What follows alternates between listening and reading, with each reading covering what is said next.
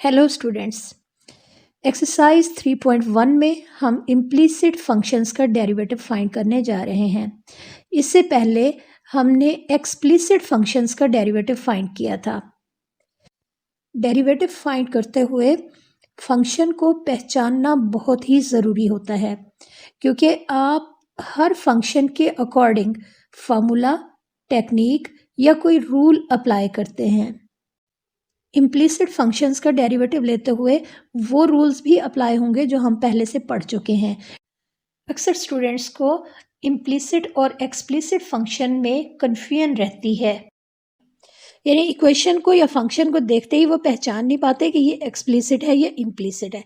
तो इसके लिए एक सिंपल सा मेथड है कि आपने ये देखना है कि डिपेंडेंट वेरिएबल अगर इक्वल के एक साइड पे और इंडिपेंडेंट वेरिएबल इक्वल के दूसरी साइड पे लिखा हुआ, और देखते ही आपको आइडिया हो रहा है कि कौन सी वैल्यू किस वैल्यू के ऊपर डिपेंड कर रही है। फॉर एग्जांपल, अगर y एक साइड पे लिखा हुआ है, x दूसरी साइड पे लिखा हुआ है, तो इसका मतलब है y डिपेंड कर रहा है x पे।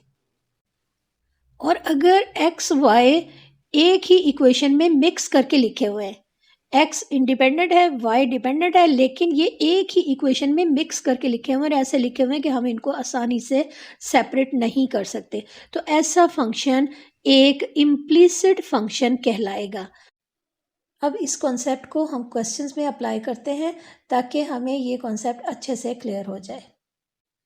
एक्सरसाइज 3.1 क्वेश्चन नंबर 3 हम करने जा रहे हैं।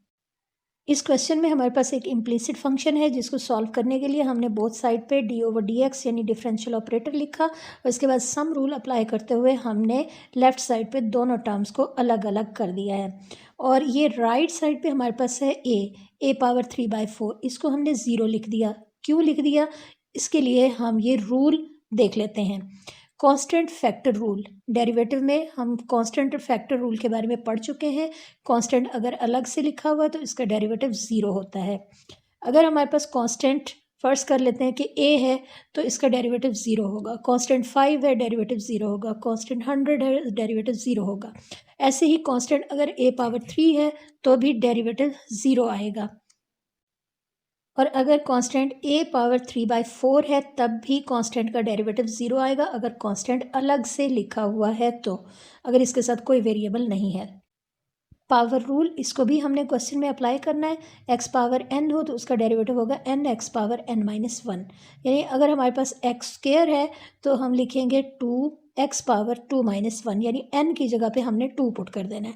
अगर हमारे पास है x पावर 3/4 तो हम लिखेंगे 3/4 x पावर 3/4-1, पावर रूल के अकॉर्डिंग 3/4 ये इसी तरह आ जाएगा स्टार्ट में, और x पावर अब 3/4-1, इसको हम सॉल्व करेंगे, आंसर होगा -1/4।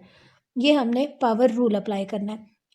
और एक और पावर रूल, ये हम उस वक्त अप्लाई करते हैं जब डिपेंडेंट वेरिएबल का डेरिवेटिव हमने लेना होता है। अब हमारे पास है y पावर n, डेरिवेटिव है विद रिस्पेक्ट टू x, तो हम लिखेंगे n y पावर n-1, और इसके साथ हम लिखेंगे dy/dx। ये तमाम रूल्स हम पहले से पढ़ चुके हैं। Derivative y power 3/4 equal 3/4 y power 3/4-1, और इसके साथ हम लिखेंगे dy/dx।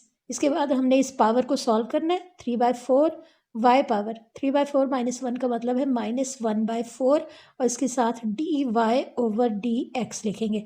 अब ये तमाम वैल्यूज़ इनको हम अपने क्वेश्चन में पुट कर देंगे।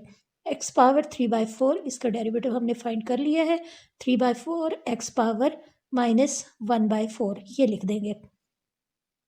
इसके बाद अगली वैल्यू 3/4 y पावर -1/4 dy/dx, और कांस्टेंट का डेरिवेटिव हम पहले से 0 लिख चुके हैं।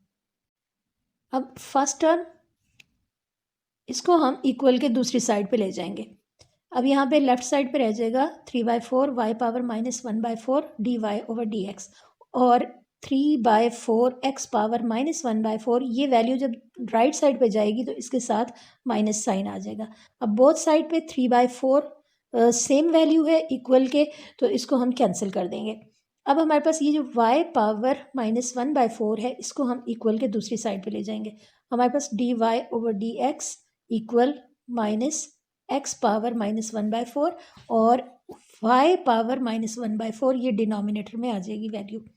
अब हमारे पास ये जो वैल्यूज़ हैं न्यूमरेटर और डिनोमिनेटर में, ये नेगेटिव साइन के साथ हैं। अगर हम इनको इंटरचेंज कर दें तो इनके साइन जो है ये पॉजिटिव हो जाएंगे। y को ऊपर ले जाए और x को नीचे डिनोमिनेटर में ले आए तो ये साइन जो है ये पॉजिटिव हो जाएंगे। और ये हमने इम्प्लिसिट फंक्शन का डेरिवेटिव फाइंड कर लिया। उम्मीद है आपको आज का लेक्चर समझ आ गया होगा। अपनी फीडबैक ज़रूर दीजिएगा। Thanks for watching.